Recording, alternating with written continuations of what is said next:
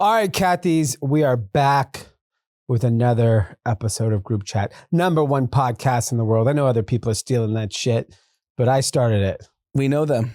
Yes. What's interesting is... Can you hear me? I can't hear you. I'm struggling with hearing. I literally got sick. Allergies. I think I breathe too clearly now. It's just going to your ears. All the allergens are now going in my nose. I have too good of a nose. It's too much inhaling of allergens. I think we congrats to Deepak for that. Or Yeah. you think the allergens? Oh, sorry. Because you can breathe, the allergens are the ones causing you problems. Sneaking in. Because before maybe the whole thing backfired. That's good. I'm literally like sneezing all day. I might see him tonight, so I'm going to ask him. Ask him about my allergies. What's interesting is we're like in a very fun time of the year for sports. Yep. You have, obviously NFL, college football, baseball, preseason basketball starting, hockey starting. There's just a lot going on in the sports world. There's a lot of stuff in Europe and soccer. USC Notre Dame this weekend for LA folks. Big win for us, USC versus Michigan. I don't want to talk about it because I don't want to jinx us. So Yeah. I'm not talking about it. I'll talk if we win. I'm not talking about it. I'm very nervous. Our friend who... I don't want to know. I don't want to know if it's about winning or losing. No. It's So we went 2 years ago with our friend Avi who took us.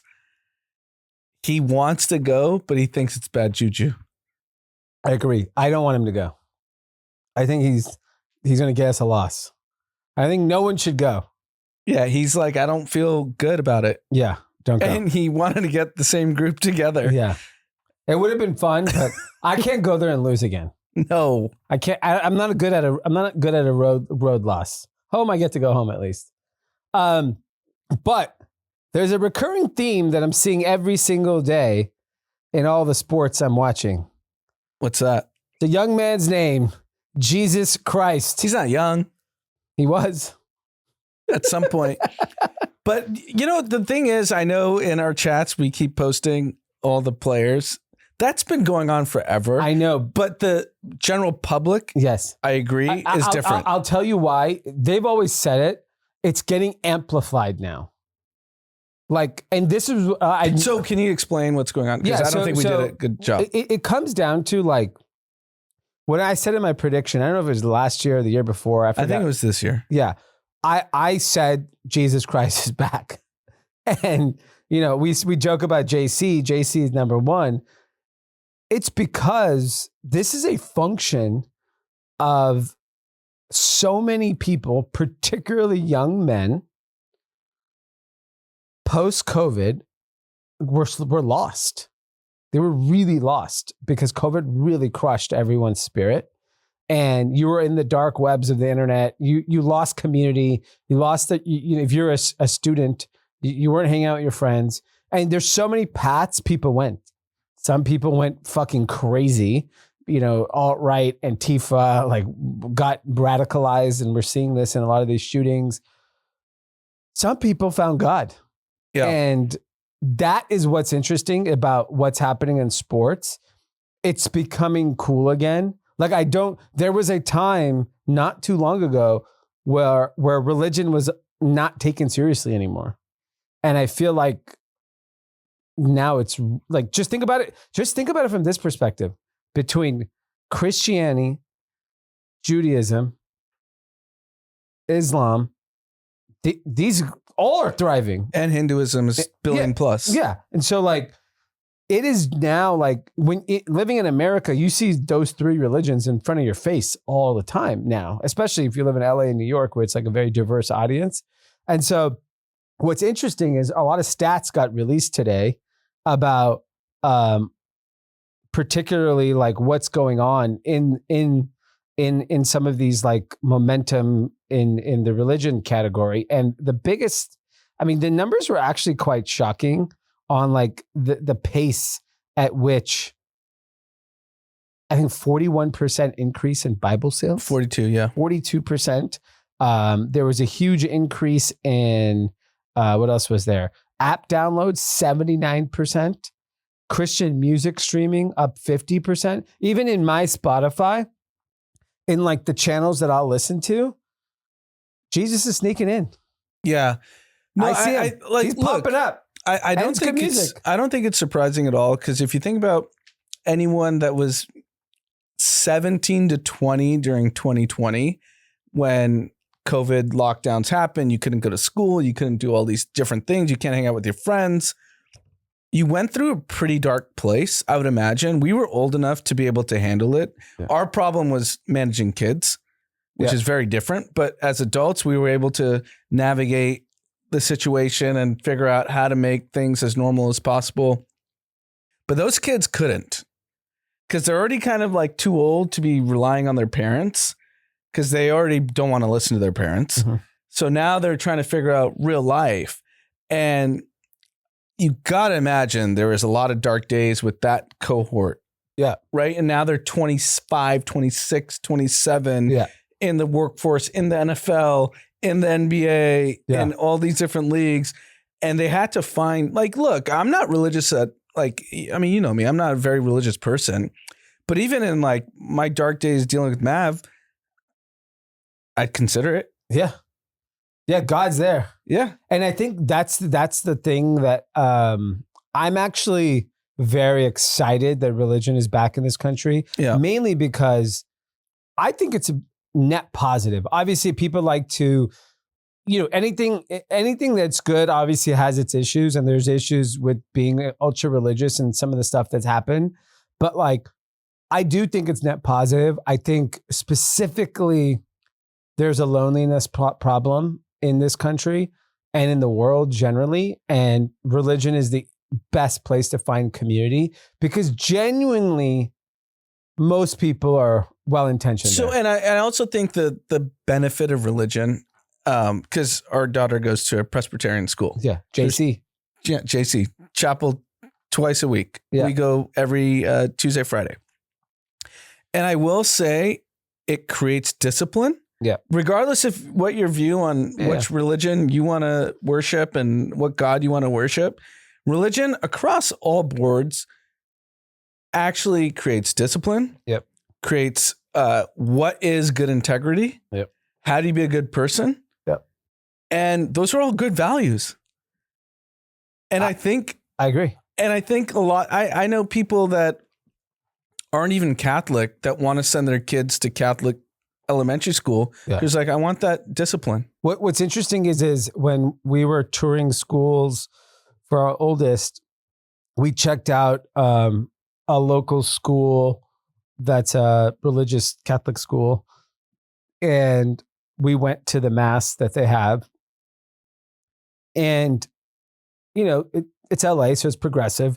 There's Hinduism, there's Jewish kids up there. There's everything. It's just more about spirituality than it is about just religion. But I agree. I think it's awesome. And it's like, whatever they're preaching is all generally, it's like all good things. Hear the stories at chapel. It's really good lessons. Yeah. It's for kids to understand. Don't steal that apple. Yeah. But they're also welcoming. So like Monday at the Presbyterian school, we're doing a Diwali presentation. Yeah. They're okay with it. I don't think that's in all cases. I think that's an LA thing. Maybe it's an LA thing, but they also open chapel saying all faiths are welcome. Okay. So when I was 16, that was a long time ago. I know. Okay. That was almost 30 years ago. Yeah. I went with one of our Korean friends to their church because he kept inviting me. The Koreans are different. Shout out Jeff Choi. He listens to the pod. He's a pastor. Okay. But is this church Korean?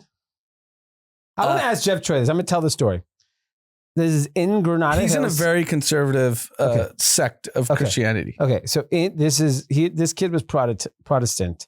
In 1996, he kept inviting me for Friday night, I know who it is. Yes.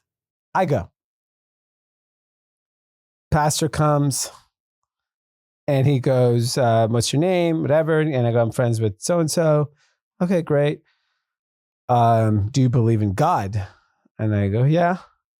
He go, what God do you? I'm like, I'm Hindu. He said, you're going to hell. He said to my face, I'm going to hell. And so I laugh, obviously, because I'm like, oh, fuck you. You're 16. Yeah. I mean, if someone told me now I'm going to hell. But to think about it, hey, at 16, you got arrested right after that. Yeah, so maybe I am going to hell. I'm like Trump. You went to jail. You remember Trump? Yeah. Trump was like, I'm not going to heaven. He told you that, and then you went to jail. Yeah, he cursed me. Fuck him.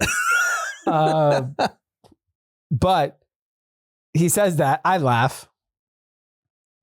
I end up talking to my friend on the way out. I was like, yeah, that was kind of intense. He's like, yeah, well, you're going to hell. He said it. Your own 16-year-old counterparty, who I know who you're talking about. Yes. He said, you're going to hell. I was like, all right. Did he laugh, or he just thought it, like, matter of fact? Dead serious. Like, matter of fact. If you're not following us, like, where are you going? So to your point about welcoming, I don't know. In Mississippi, are they going to have a Diwali celebration at the Presbyterian school? Absolutely not. Alabama? No. Where do you think it turns? Texas. Florida, maybe? Texas. You think Texas, they'll do There's it? too many Indians. There's a lot of Indians. Dallas, tons of Indians in Dallas. Dallas, Austin, and there's a revolt against Indians in Texas because there's too many Indians. They're like taking over the community. I'm curious, Florida. Absolutely not. You don't think? Maybe Miami. I don't think like Palm Beach. Fuck no. I know Tampa and those parts, definitely not. Yeah, I mean, look, I think Texas, you're fine. I think California, generally, you're going to see everything. New York, you'll see everything. I think Illinois, everything. Yeah, Illinois, but for like, sure. I don't think.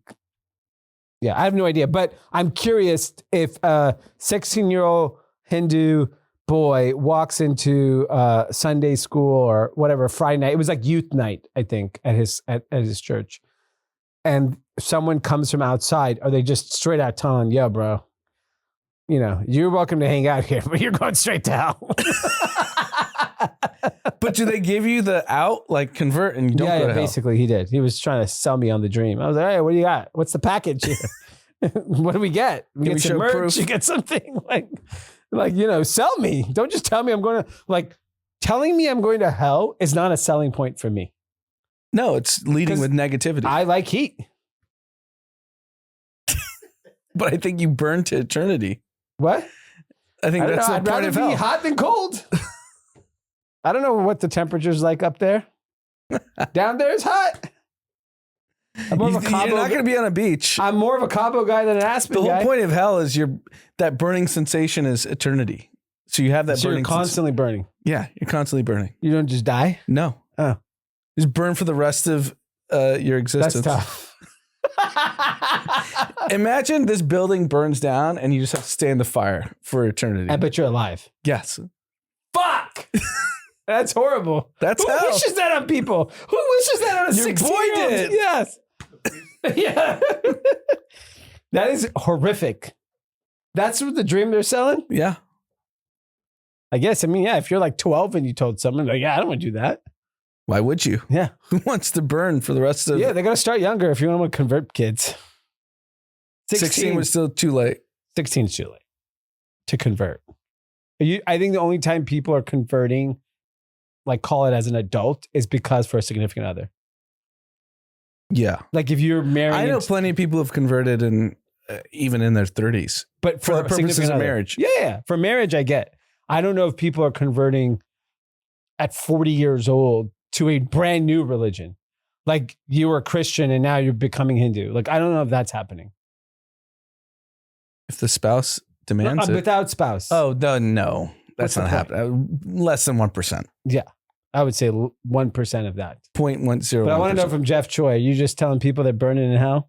Let's find out. He listens. DM us. All right, moving on. I found this very fascinating. Santa Clara Law School. If you don't know where Santa Clara is, it is the suburb of San Francisco. It is where the great Steve Nash went. Yep. Santa Clara College. I don't know if this is the same as Santa Clara Law School. I don't know if... He didn't go to law school. I know, but I'm just saying if it's the same campus that Steve Nash played on. Really, really interesting piece of information came out of there today, or actually yesterday, that they just announced their 2026, 2027 tuition for law school in 25, 26 this year. Guess what the tuition is? I read the article, but go ahead. $63,000 a year. In 2015, 10 years ago, it was $43,000. So it's gone up 50% in 10 years. Next year, the tuition will be $50,000. Capped. Unbelievable. And I do think this is a huge turning point. This is going to force other people's hand. Even though Santa Clara it's not Harvard, but like, no, it's a great school. It's a great school. It's in the suburbs of San Francisco. And so you get the network of all of Silicon Valley. Yeah. So it's a great location, great opportunity, great school, cap tuition. You're going to see an increase in It's a great marketing tool for them. Yeah. To get super smart folks that don't want to be, in debt. It's a $20,000 delta to go to Harvard in debt. A year. Yeah. So that's $80,000. Yeah. That's $80,000 less to pay back. So I think, because if you want to rewind to when I was in high school, which is now freaking long time ago, 2001, what USC did, which was brilliant, and this might be the Santa Clara solution, is they basically did two things. They started giving aggressive academic scholarships, which weren't available around the rest of the country. And they changed and then the 8-year med program. Yeah. So you're guaranteed med school as long as you hit a 27 in your MCAT, which is a pretty baseline score. If you were going to go to med school, like you're getting in. And it made, I know plenty of friends that got into Yale, got into Stanford, got into all these different schools, but they came to USC because A, it was free. Yeah. And B, they guaranteed med school. Yeah. And USC, if you look at the trajectory from my entering class to today, it's been a straight line up on SAT scores. Yeah. And it's because of this program. Yeah. They got the smartest kids to be like, you don't have to go into debt. Because most people don't have parents that can pay for their school. Yeah. They have to take on individual debt. Yeah. And then you're like, hey, if you want to go to med school, we got you. Yeah. And USC just took off. And now USC is like an elite school, which probably more parents than I do that have older kids. It's impossible to get into. Yeah. Impossible to get into school in California. But and Santa Clara might be doing the same thing. Yeah. They're going to turn some Yale kids, of course, some Harvard law school kids, like, I save $80K in debt. I think that if college can figure out the pricing issue, because that is their biggest problem today, it is the pricing issue. I think you could turn around this ecosystem and this negativity around, you don't have to go to college. Because here's the thing. If you have money, your kid's going to fucking college. Why not? It's fun. Who cares what you learn? It's 4 years of like. And the thing is, like, let's take Santa Clara, right? They did this pretty aggressive move, which I think is great. And they're going to turn so many freaking talented kids to go there instead of other schools. Yeah. Those kids are going to go become, partners at whatever firm or partner at Google, like a law firm, whatever, not general counsel. Yeah.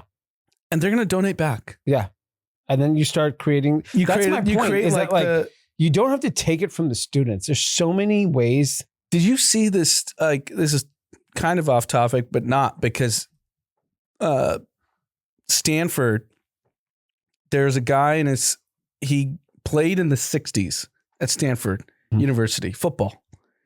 He's now like some super insanely wealthy private equity guy. He believes football changes life. Yeah. He gave $50 million to the football team. It could only be used to the football. I like it. Because he's like, he's like, that's what changed my life. Yeah. That would change my life. A couple national titles. I agree with but him. he played. Yeah. I didn't even play. I know you didn't. But that's what you can kind of engender with all this stuff. Of course. And I think 50 million? There's no one in all of NCAA that one single person's donated 50 million to NIL. Is it only for NIL? It's not for stadium and shit? No, it's for NIL. You'd be like, you better get a goddamn players. Quarterback. Yes. Yeah, the guy's probably like, I'm 70 years old. I want a natty before I die. Yeah, and Andrew Luck's the GM. So he's like, Luck, go get me a QB, get me a line. I love that. I just love that, like, college football is a money train. He put it that you cannot use it for anything else. Yeah, but if anyone learns off this fucking dollar, I'm taking it back. I don't want to see a math equation, a book, nothing. But I think, and I like that. It's his money. He can do whatever he wants. And I think there's enough money to fund these fucking college. I went to the USC Michigan game and I walked through. I haven't been on campus in so long. Same. I went just for the pre-campus stuff. But just walking through campus, I was like, college is I would love to be back here, just fucking around, just kind of learning whatever it is. But like, I think like, I have had this feeling. Everyone says you don't need to go to college, and you're the biggest sayer of that. I don't think you have to go for the purpose of a job or a career. I think you want to go because it's fun. So here's my takeaway from, because I walked the whole campus. I walked the village. By the way, the USC Village is like the Grove. It's insane. Like, I hadn't seen it. Yeah, since it's been. So I've been to that a couple times for meetups and stuff. I mean, it's ridiculous. Yeah, it's ridiculous. There's nail salons. Yeah. There's fitness center. They're gonna put an Erewhon there soon. Yeah, they have to. Yeah. But so I walked that, and then I walked the entire campus. I walked by where my old freshman dorm was. It's gone. Yeah. I walked into the Lion Center just to see, which is the gym, and then I walked everywhere. Did you walk where everyone was tailgating though? Like I walked. So here's my takeaway. Yeah. It was all people over the age of 30. Yeah. And when we were in college, it was 20-year-old kids. Yeah. I didn't see young folks. So I saw them when you were, they were at the game. Okay. So, but I did see when I was driving, I'm parking, kind of like the frat sorority row, all the kids in their gear were going there. I think they pre-party there now. Instead of and the then campus. Just walk. Because in our era, 25 years ago, it was you have to go on campus. Yeah. Yeah, so I think that's just and changed. It's actually become a little corporate. All the nice areas are tented off. Tented off, yeah. So the kids are just going to the row. Yeah, but my point is that like college is fun. It's not going anywhere. If they could fix the pricing issue, like if USC can figure out how to get to $30,000 a year, yeah, it might become number one school. They should. Why not? Fuck the whole market up. Well, I don't understand why one school is not thinking of fuck it. Why do we fire half these fucking useless administrators? There's so many people. There's an admin for this, admin for that. Fuck it. Fire them all. Get rid of it. Go lean. Focus on a good experience for students at a price that they can afford. If they divide it, so it's $60K, right? I think. Yeah. More, I think now. 65? Yeah. I don't think it's 70. Some of these schools are. So if they went to 30, they would be the top 5 school in the country. Yes. Instantly. And you'll get the money elsewhere. You'll get donations. These kids are all going to be CEOs. Yes, and then you'll get the money. And that's my point. It's like they all have large endowments. You can weather a 10-year storm. You have enough to take 10 years of lumps. It's not a bad idea. I think you're right. I think if USC would be $30K, which is what it was when we were in college, it would be a top 5 school in the country. On that topic, so one of the things at when I had dinner with Gary Vaynerchuk and the crew of people, he asked a question: how many of you grew up humbly? Because they were talking about like everyone's beginnings, it's a lot of immigrants, stuff like that. What's that definition? So everyone raised their hand. I didn't. And I was like, he kept looking at me. Are you going to raise your hand? I'm like, no. I'm like, what does humbly mean? What the fuck does that mean? And I thought to myself, I was going to raise my hand. And I'm like, my parents paid for me to go to USC, full pop, and did not take a loan. You know what I mean? Like, that's not humble. That's not humble, right? Like, I didn't view us as like a rich kid. Like, it's not like we were. No, but we didn't have struggles. No, financial struggle, or we didn't know about it at least. Yeah, like, maybe. Yeah, you know, if they had it, we never had it, and so like I couldn't raise my hand. I just like I don't know what you guys went through, but like I got what I wanted. And what were the other people's explanations? Like single mom? A lot of them are immigrants, like single mom, immigrant. Like I was like, bro, that's not my life. Yeah. Our parents, we signed up for sports. I had an SAT tutor. I went to Kumon. We went to India every year, or every other year, like vacations. Like we lived like a good life. And so I can't take that like because I think a lot of people want to believe they lived humbly.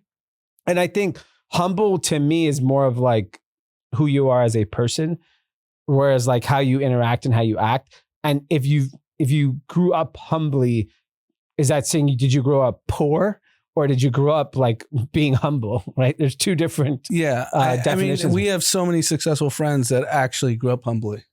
Yes, meaning their circumstances were vastly different than ours. Yeah, exactly. So that's why I couldn't raise my hand, and I think like.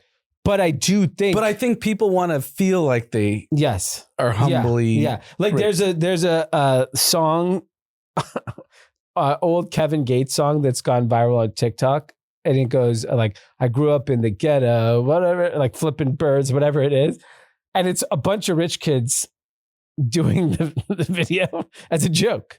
Like I grew up in the ghetto. Like obviously you didn't, but. I think it's a really interesting thing where I think a lot of people do want to believe they come from the struggle, like upper middle class kids, that you had some sort of like if I look at it, like I had a pretty easy life. I had good grades. I did okay SATs. I got into USC. Like my parents paid for it. I just kind of cruised into life. Yeah, I mean, I would think about. We went to a public high school in the Valley, Grand Hills High School. Yeah. All of my friends that I still am in touch with, which is a lot, which is rare. Most people don't hang out with their high school friends. They all cruised. Yeah, that's what I'm saying. That's why I was like, they went to Berkeley, went to UCLA, went to they went on vacation. It's just like I think people want there because it is cool. It does feel cool if you came from the struggle and you made it. But then we know. Very close friends of ours, and you hear their background, you're like, dude, that was not my life. I know, that's my point. That's why I couldn't raise my hand. I think I don't know if they thought I'm like a rich kid, where I'm like, oh, this guy grew up in Beverly Hills and like whatever. Like if my kids say they grew up humbly, then they should get punched in the face. I mean, we like to joke about it. Eric Deluxe, friend of the pod, the guy didn't finish 10th grade. I don't even know if he knows how to read. Yeah, I mean, a funny Eric story, which he's going to get mad for me for telling, but when I think Dominic was, 3 years old, and I think maybe brought a present for Miles or something like that, came to the house, it was bedtime, and he was like, I was like, come upstairs, we're going to put him to sleep. We were going to just read some books and we're going to go to sleep. He's like, okay, comes. And then I go, yeah, read him a story. And then afterwards, he was like, man, I was so nervous. He was nervous that he wasn't able to read the story. No, Eric, you gotta say your side. Yeah, he read the story. He was just nervous. I was just thinking the humbly part. Yeah. Think about 8 Mile. Like the peak of the movie was Eminem saying Clarence grew up with 2 parents. Yeah. And he got clowned for that. Yeah. That was a bad look.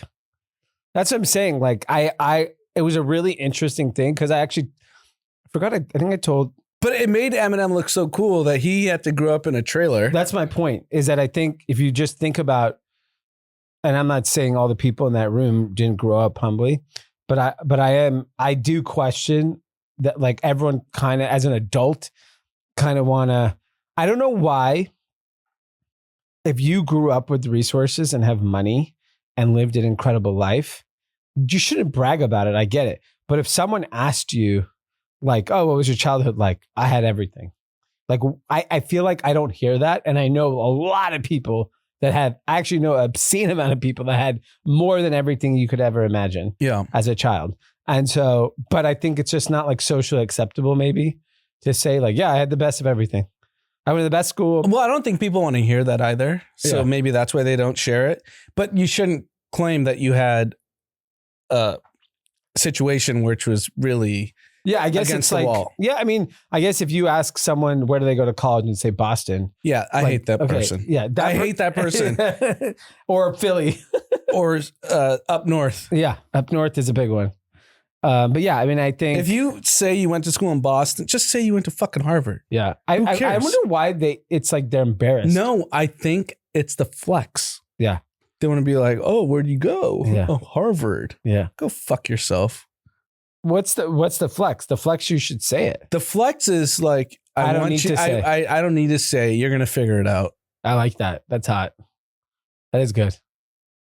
They all do it. Yeah. No, I agree. The Stanford and Harvard kids do it. Plenty of those people in my office. I have a lot of Boston people in my office. All right, moving on. Podcast. Big podcast news. Netflix just struck a deal with Spotify, which just tells you where we're heading. They're going to display the Ringers podcast on Netflix. So the Ringer is Bill Simmons' creation from when he got fired from ESPN back in like 2016. And he sold it to Spotify, right? Sold it to Spotify for, I think, $250 million, which is what is reported. I'm sure he's got incentives because he's still working. Mm-hmm. He's my favorite podcaster of all time. I've been listening to him as long as he's been doing it, which is damn near 15, 16 years. I don't even know at this point. He has like a unique gift that he can talk about sports and outside like kind of that ESPN domain where you're just doing the hot takes. Yeah. You know, like if you watch Is Bill Simmons only sports now? I don't know. No. So Bill Simmons does a lot of things now. Ringer does a lot of things. Yeah. So he has obviously his sports pod, which is the number one thing that drives revenue. Then he's got a lot of pop culture stuff. Yeah. So he's got this thing called the Rewatchables, which is huge. They basically take iconic movies and break down everything about the movie. Who the fuck is listening to that? So White Lotus, they do the big shows. I would watch White Lotus and then listen to his pod right after. That is dumb as shit.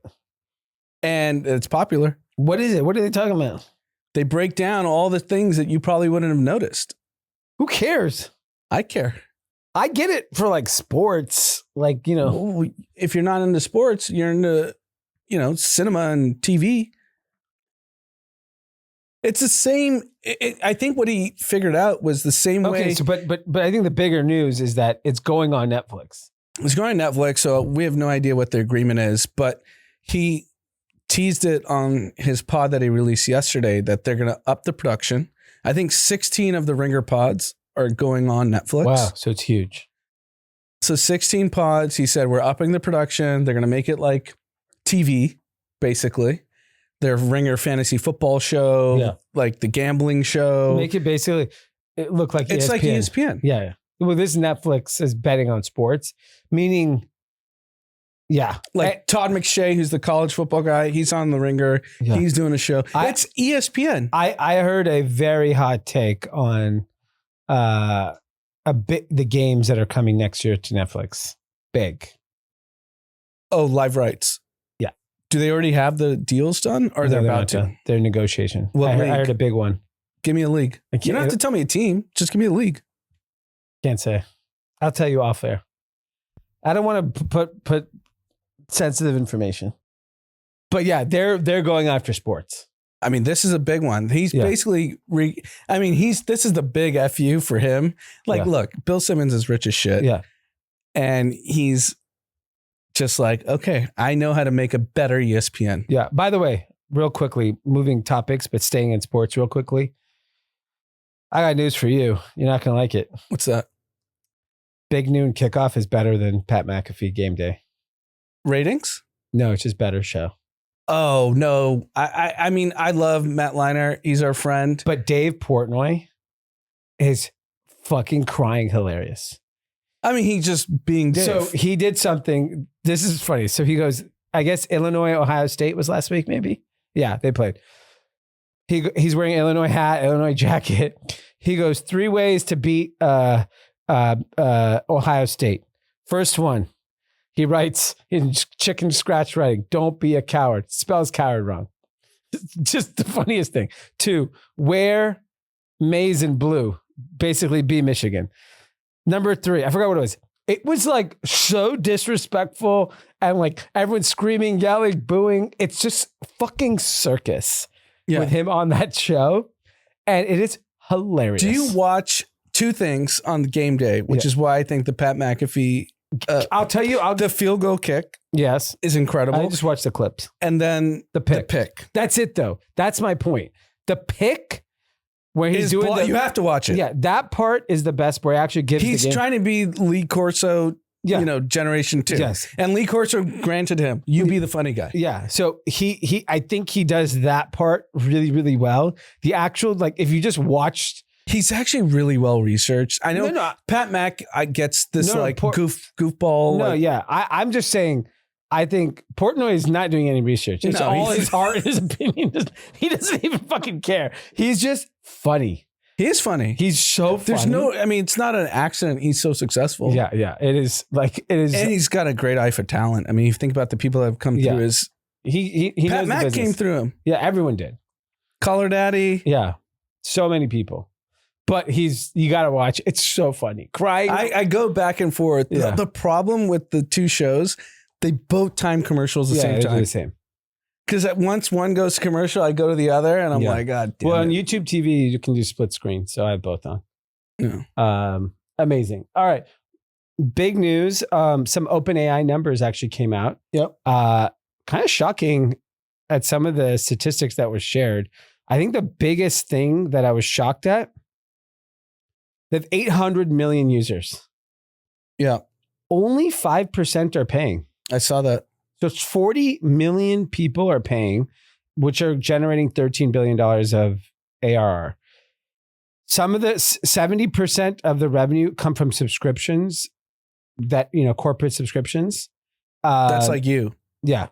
No, but I don't know if we fall under but if you use it for the API, to use the ChatGPT API, if you're a ChatGPT wrapper, you have to pay basically for this. So, but they're on pace to lose nearly $20 billion this year. Doesn't matter. I know it doesn't matter. It's just the math that this guy's saying on X is you're basically spending $3 for each $1 revenue. Shield? What? Is it Shield? Wasteland Capital. Okay. Anthropic is going to do $26 billion in revenue next year. Wow. So they're the biggest. That's bigger big. than these guys.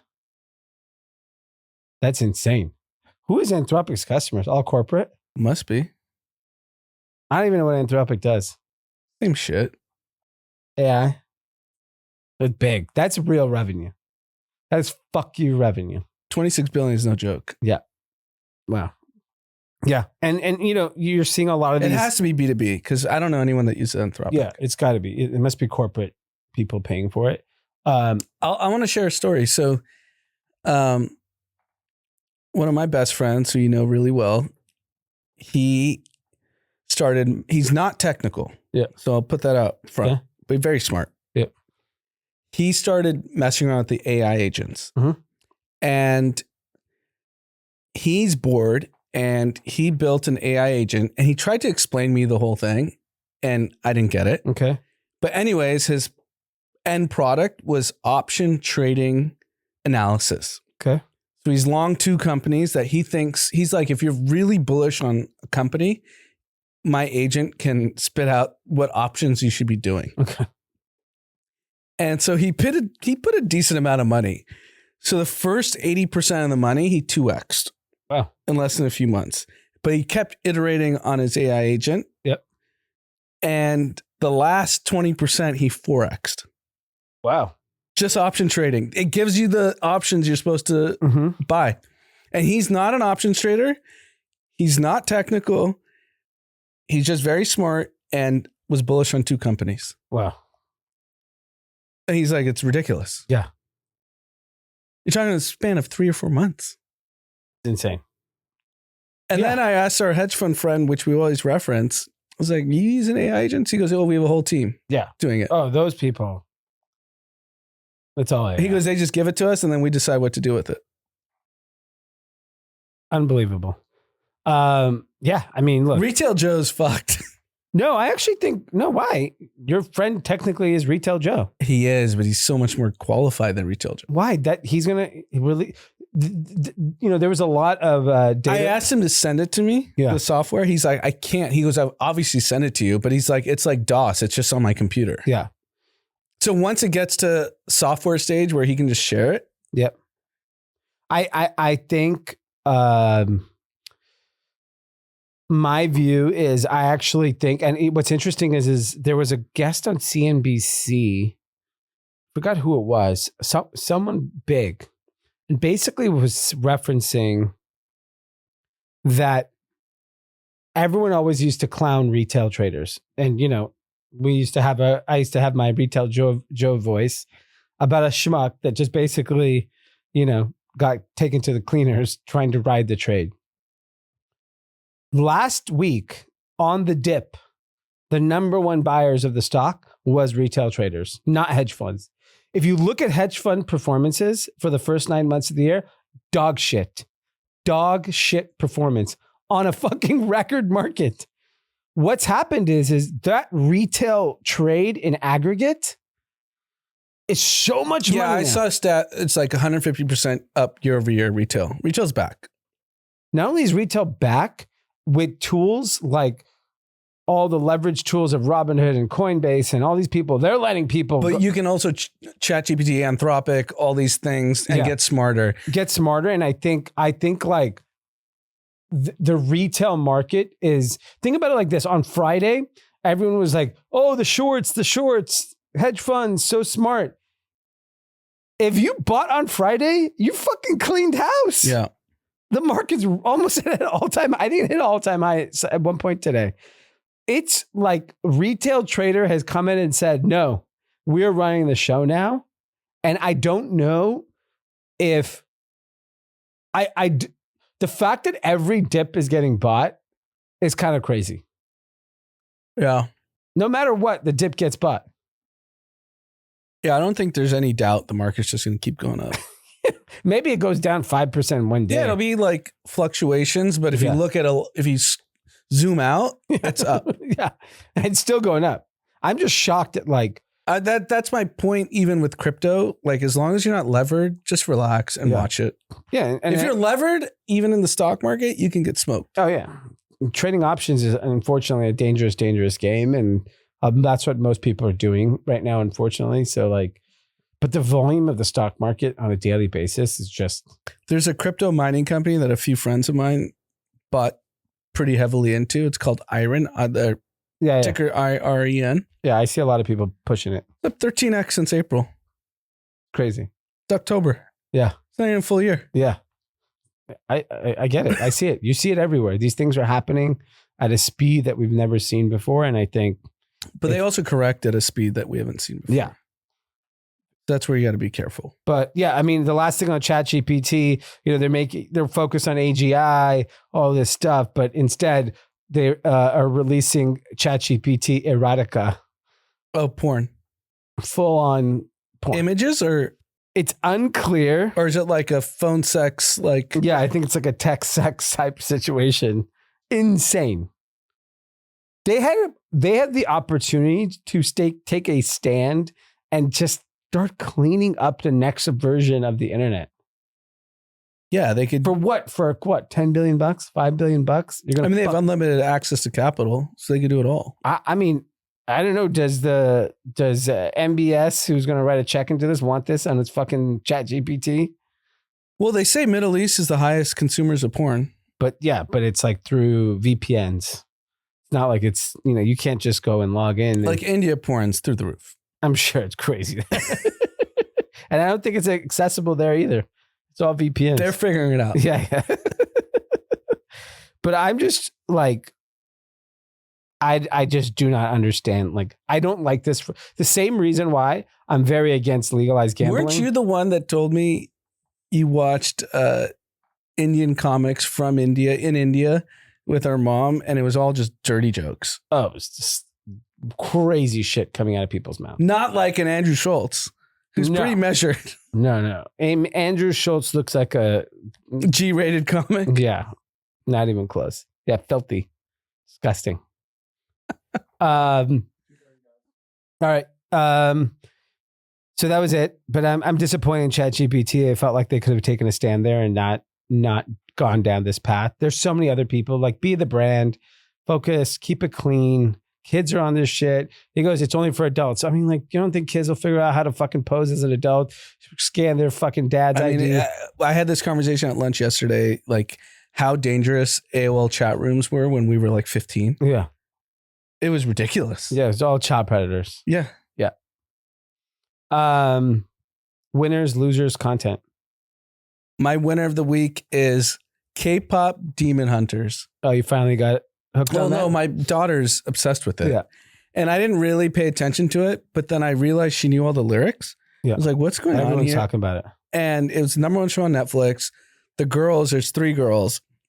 They're overnight success. They even said it in like a Fallon interview. Yeah. Like I didn't know what an overnight success was until I now. experienced it. And I mean, the song's catchy now that my daughter listens to it nonstop. I get it. I don't know, because we've heard from a YouTube manager that Blippi spent 18 months studying child psychology before he went and started releasing his videos, and now he's one of the biggest of all time. Like, I'm very curious how this song, I don't think it's an accident. I think it's an accident for the girls. Like, they were nobodies that just had a good voice, and now they can travel the world and perform. But I don't think it's an accident, because I hear it. It's so freaking catchy. Yeah. Well, I mean, a lot of people have written catchy songs. I know, but it's just interesting to me that they were able to kind of like One Direction it. Yeah. They just found 3, good looking girls that have a voice. Yeah, but that was basically what boy bands and girl bands. I know. But they're doing K-pop is just they just found like a formula that like good to brainwash kids with. I don't know what the message of the movie or the song. It's good. It's all positive. Okay.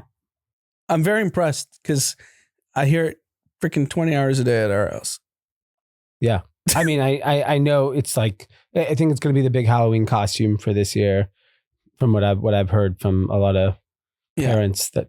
No, it's a positive message for sure, but I'm impressed.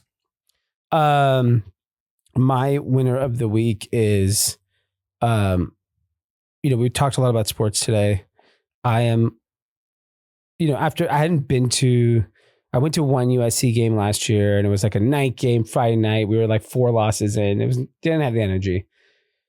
Going to a football game is the greatest thing in the world. And I go to a decent amount of pro games, but it's just different energy because like I don't have any like, maybe if when I go to a Chiefs game, like I'm like pretty passionate about the Chiefs. So like I it's like I'm on my edge making sure they win. But if I go to like a Chargers game, I don't give a shit. Like if they win, lose, whatever. But like you go to your like, if you have a team, which I'm not like a team person, but it is so fun. Just sitting in a stadium, watching games, especially like the fan experience just everywhere has just gotten better. And USC is a very old stadium. It's the Coliseum. It's not nice. Like it's generally a pretty dumpy. The 84 Olympics were there for context. On the other side of the stadium, not the student side, the other side, which I hadn't sat in like fucking 10 years on, has a level of food that is so nice. It's all that's where the boosters sit. Yeah, it's all you had booster seats. I know where you sat. Yeah, but it was amazing, and it was the main thing was like all the food you just order on fucking screen, so you'd have to wait in line. It's just they're getting more and more and more efficient of the way you get in and kind of enjoy the experience. It's so fun. You know what the other takeaway I had? So we obviously have close Michigan friends that you went to the game with, and we all hung out kind of before. I didn't go to the game. But I don't know if it's just a victim of our age. Our whole conversation, we're going to get our ass kicked. He's like, no, we're going to get our ass kicked. Well, it's important. You know why? No, that's a function. It's important to be self-deprecating and act like you're going to lose so that you're setting yourself up for not being disappointed. Because the whole pregame, we're like, oh, we suck. Yeah, because we don't want to jinx it. That was all mind game. I knew we were going to win. Loser. Oh, man. I listened to a podcast, Plain English, Derek Thompson. He's from The Atlantic, also works for The Ringer. I don't know if he's one of the 16 shows that's going to be on Netflix. Fantastic podcaster. He did a whole podcast on how the decline of Hollywood in Los Angeles. And like filming? So I'll explain it. So there's a Wall Street Journal article that came out last week just describing 40% fewer box office tickets. This is actually a staggering number. Pre-COVID, so you do 2019 to 2024. The other years don't matter, right? Because world is back to normal. 1.2 billion box office tickets in movies were sold in 2019? What do you think the number was? What was it? 1.2 billion in America. Actual physical tickets. Physical tickets. Okay. What do you think it was in 24? 700 million. Exactly. It's exactly right. So that's down dramatically. Yeah. Production jobs in Los Angeles specifically, like writers, sound effects guys, down 40%. The jobs. Yeah.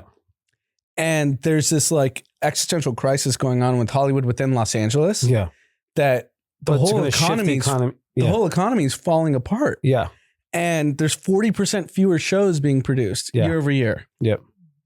And I just really wonder what the effects are to the Los Angeles economy. Yeah. So I think about this a lot, and especially, I don't know if people know, this is LA Tech Week.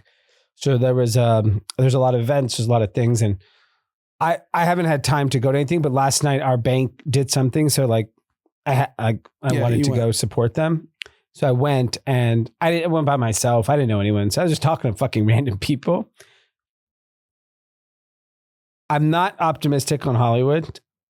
I'm very optimistic of like new industries, and like the amount of people that are in defense tech capital of the world is El Segundo. Because like all the heritage, Anduril, well, SpaceX is here, Anduril's here, Tesla's here, but like think whatever 50 years ago, McDonnell Douglas, those companies, Northrop Grumman, yeah, they're all here. So like the talent's here, the ecosystem's Caltech's here, yeah, and I think while Hollywood is facing its existential crisis, these new industries, like this modern defense tech industry, there's a lot of AI companies being built in LA as well.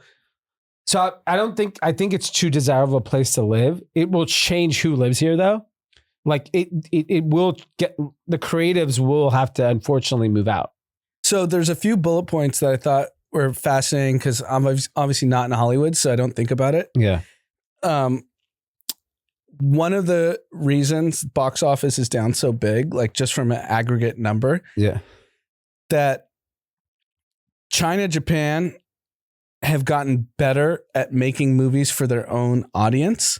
Whereas 15 years ago, they just wanted the explosion movies from America. So Fast and Furious is getting crushed. Yeah. Marvel's getting crushed, and they're getting their own native movies that they want to see. Yep. Russia is off the map, illegal to put a US Hollywood movie. Mm-hmm. So you lose that market. Yeah. So that's a big part of it. And then the other part of it, if Marvel and all these people that you spend, $500-600 million making aren't going to resonate internationally anymore. Yeah.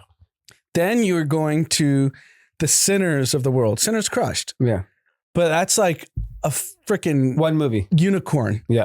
It's this musical horror movie, like with one of the most brilliant directors of all time. We all have a lot of friends who are in the industry and actors, and they all say it's, as the kids say, it's cooked.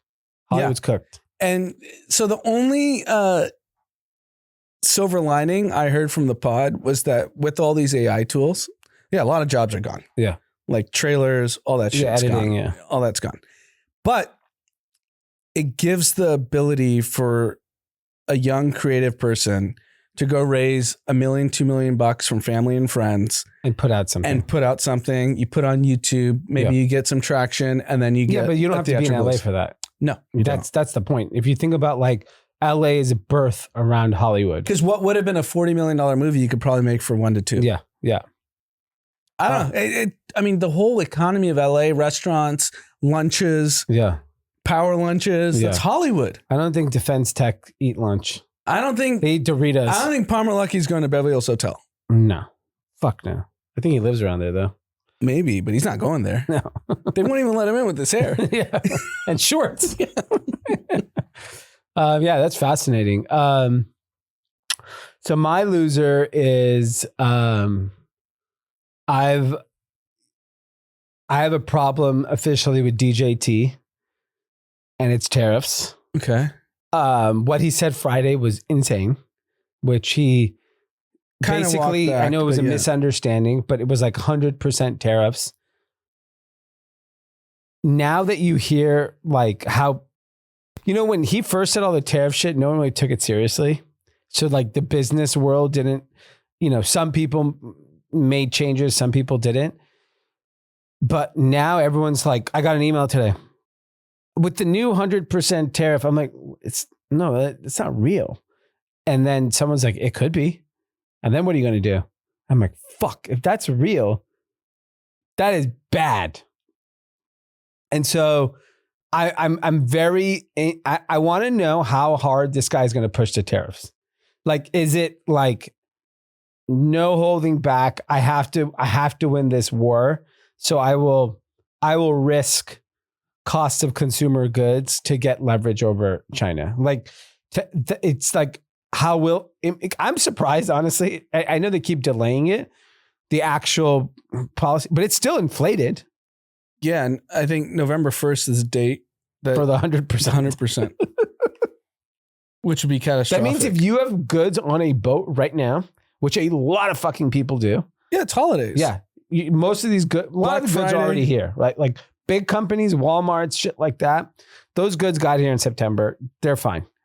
But like a small business. I mean, when we did Black Friday for Reckless and Pfaff, we were landing goods second a day week in before. November. Yeah. Yeah. So, I mean, imagine if you got $1 million sitting on a boat and it comes at $2 million. You're out of business. What? You're out of business. Yeah. You're just going to leave you don't take the goods. But they'll levy your bank account. Yeah. Well, you don't clear it. You know how many goods are sitting in bonded warehouses all over the country? You remember in COVID during 2020, you saw all those ships with goods that couldn't get in? Is that what's going on right now? I don't think so. I haven't seen your boy Ryan Peterson tweet that much about this. Yeah. I mean, I'm sure maybe it's too sensitive. His guy's hands full. All right. Content, USC Notre Dame. Okay. As a USC fan. Yeah. This is a do or die. Yeah. We win. We likely go to the playoffs. No, we still have Oregon. I know, but you can lose 2. You can't lose 3. We already lost 1. Yeah. You can lose Oregon. And we have at Nebraska. Nebraska we're going to beat. I don't know. I don't believe any of that. Until we start really winning, I'm not claiming shit. I'm not claiming. I'm just saying we need to win. My content, you had recommended it, and I downloaded it and I listened to it on the plane the other day. I haven't listened to the whole thing, 30 minutes of it, but it's been good on the founder of Skims. Oh yeah. Jens. Yeah. I started listening to his Invest Like the Best with Patrick O'Shaughnessy, yeah. Yeah. Really good.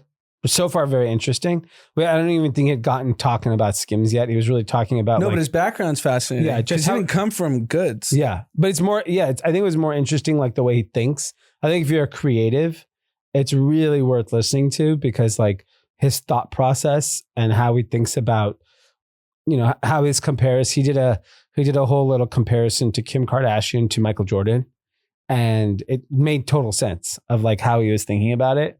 And how he's thinking about the category. If you're in retail, like you have to listen to it. It's so fucking good. So I'll add one more. Yeah, no, it was an incredible pod, and he's obviously it's his wife too. Yeah, they're both very impressive folks. Yeah, it's insane. That crushed multiple different industries. At lunch yesterday, I haven't read it yet, but I'm gonna put it as content as well. So Colossus, which is Patrick O'Shaughnessy's everyone's talking about the Josh Kushner piece. That one. Yeah, and it's online though, right? Yeah, everything's free. It's online. And at lunch with a friend, he read the Josh Kushner thing and he was like, I always was a hater. And then I read this and I was like, damn, he's right too many times to be a hater. No, he's fucking. No, but it was funny for him to come to that conclusion. Yeah, no, Josh Kushner's a beast. No, I know he's a beast. Josh and Jared. Yeah, they both are. Jared, the mechanic, that Invest Like the Best episode is unbelievable with Jared Kushner. The thing, my only thing with Invest Like the Best, and I think they do a great job, and I love how much he's giving for free away, all these stories and this and that. My only issue, and I've talked to people that have actually been on, they're just it's like a teleprompter. I know what I'm about to say. It's not like what we just did for the last hour. Yeah. We're having a free-flowing conversation, no script. Yeah, but a lot of people, it's hard for people to do that. There are these are some of the most successful people in the world. Yeah, but there's a lot of people that he interviews that are just not good orators and they don't know how to communicate. They're brilliant, but they're not meant for this medium. So yeah, so you should be coached for the production quality that he wants and a good conversation. That's why the podcasts that are the most popular are free-flowing conversation because real reactions, real stories. Yeah, that's what like Rogan always says. After hour 2 is when I get to the meat of it. Yeah, exactly. So I think there's a world because most of his Invest Like the Best, they're 2.5, 3 hour conversations that he cuts to an hour. Yeah, that's fine, but it still works. Yeah. I'm not saying he fills a different void. Yeah, right. He's not. I don't treat him like entertainment. I treat him more education. Minutes. It's like 60 minutes. But I treat him more like education than I do entertainment. Because even 60 minutes, those interviews are hours and they give you 5 minutes. Yeah. Like, what is going on in Iran? Yeah. The guy took 6 years to get the interview and it's like a 5 minute and then in between like a cat commercial. All right, everyone have a great weekend. We will see you back here Sunday. Oh, we have some shout outs. Sorry, my bad. YouTube comments and first comment on YouTube. Ed Diaz, waited forever for my shoes, but so happy I waited. They have been great. I own a pop-up food tent and constantly on my feet. Oh, this is Alice Gray shoes. Shout out to Steve. Glad you got the shoes. It's amazing. Shout out from Tommy. Shout out to my friend Patrick, who ran a personal record at the Chicago Marathon in 3 hours and 22 minutes. Wow, Jesus he's a freaking beast. Yeah, what a beast who's constantly upping his game. After a tough Missouri loss to Alabama and a few beers, he bounced back big time on Sunday. That's amazing. That's amazing. Yeah, can't root against Alabama. You can get your PR, but you ain't beating Alabama. Next from Jonathan. Shout out to Group Chat #1 pod. Thank you very much. Lastly from Ayala. Please give a big shout out to my husband, Aria, who's a huge Kathy, is turning 25 this Thursday and just became a first-time dad last week. Congratulations. He has been an incredible dad so far, and I can't wait to watch him continue to grow in this role. Congrats. Oh, big shout out to our friend Angelo, who listens to the pod, on his first child. Yeah, that's right. Congratulations. Last week, right? All right, everyone. Have a great weekend. Go get outside, watch some football. I'm sure Angelo has time to listen to this, so he'll hear this. All right, guys. Bye.